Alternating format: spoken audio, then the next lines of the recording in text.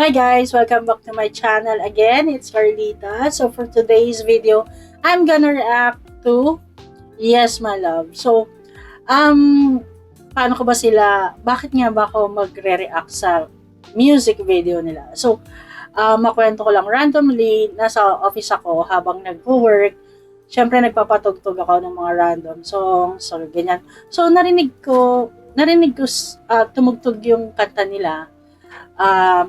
Tapos narinig ko parang old song siya, pero sabi ko sino ba yung kumanta nito? Na parang bakit parang ang ganda ng boses, ang ganda ng harmonization, and yung vocals talaga suwabing-suwabe. So chinek ko yung phone ko. Sabi ko sino ba yung kumanta nito? So nakita ko Yes My Love. Sabi ko sino yun? Honestly, sorry naman kung hindi ko sila kilala. Pero so yun nga, I got curious. And so, after ko mapakinggan yun, sabi ko, hahanapin ko sila sa YT and i-check ko yung video nila. So, this is my first time to react to this group and makita yung performance video nila or music video, kung ano man to. Kasi, parang ang genre nila or ang music nila is puro revival. So, yun. So, I got curious kasi parang nakikita ko dito yung sa Yes My Love. Sabi ko parang meron siyang katulad, kaboses nung 90s band. Kung guys, kung kilala nyo pa to, yung band na yung boy group na Jeremiah, kung matatandaan nyo to. So, yung mga millennials dyan, for sure, natatandaan sila. Sila yung kumanta ng Nanghihinayang. So, ayun, sabi ko, bakit parang kaboses? So, ayun, I got curious and andito na nga ako para mag-react sa video nila. So, ayan, masyado na akong madaming sinabi, masyado na akong maging madaldal. So, wala nang patumpik-tumpik pa. Samahan nyo ako, mag-react tayo. So, itong kanta nila, hindi ko pala nasabi, Laging Naroon Ka. So, old song to. Actually, ngayon ko lang sila makikita. Kung alam ko lamang ako'y iyong iiwan, di na sana ako nagmahal ng lubusan. Ngunit ang puso ko ay di natuturuan. Live na live. Ng paglimot, yan ay di ko alam. Diba? Katunog nila yung Jeremiah. Kung kaya ikaw ang aking inibig, yan ay kusang nadama at di ko pinili. Sa kanang kahit sa panaginip, Laging naroon ka at di maalis.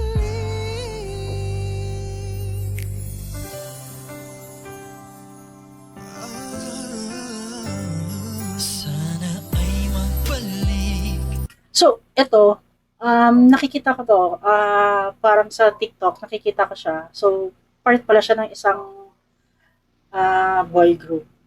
So, nostalgic yung mga kanta kasi parang ang ginagawa ngayon ng mga new talent, syempre, compose ang kanta and yung pasisikatin. Sila naman, ang naging technique nila or nila is so, kumbaga yung mga song, nire-revive nila. Which is, ito yung mga song na talagang classic eh. Classic, hindi mo talaga siya makakalimutan. Laging Naroon Ka was sung by Miss Jaya.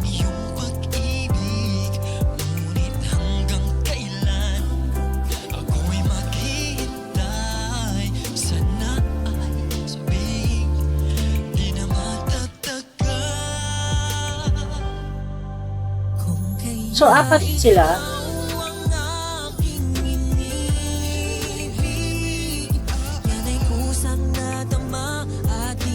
Parang mga Koreans yung dalawa.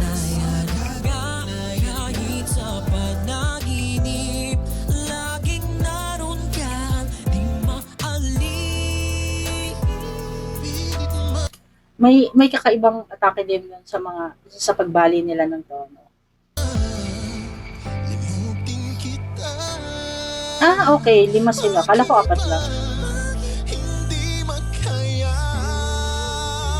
Ano nga bang mayroon ka?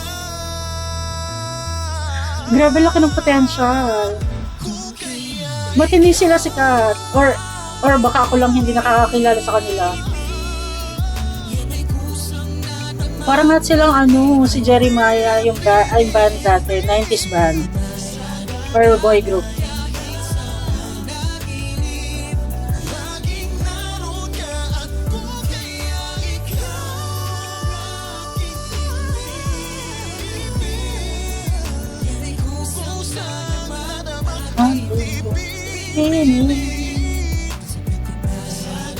Sumasayaw din ba sila or kanta lang talaga?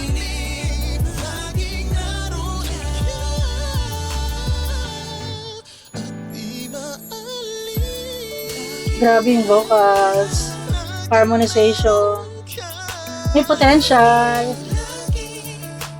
Pilit mang limutin ka. Laging naroon ka.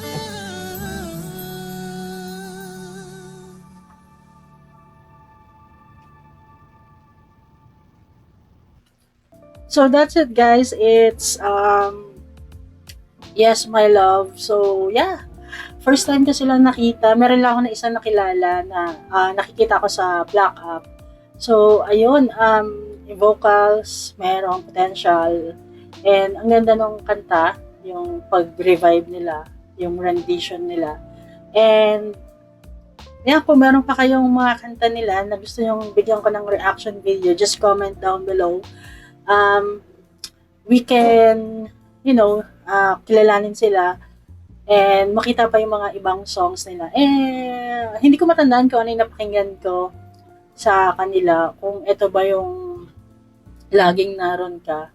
Hindi ko lang siya matandaan. Pero, yun nga, natatandaan ko sa kanila na parang sila yung 90s band o boy group dati na Jeremiah. Kung sino yung mga millennials dyan, for sure natatandaan nyo sila yung pumunta ng nangihinayang. So, ganun din yung technique nila, yung style nila.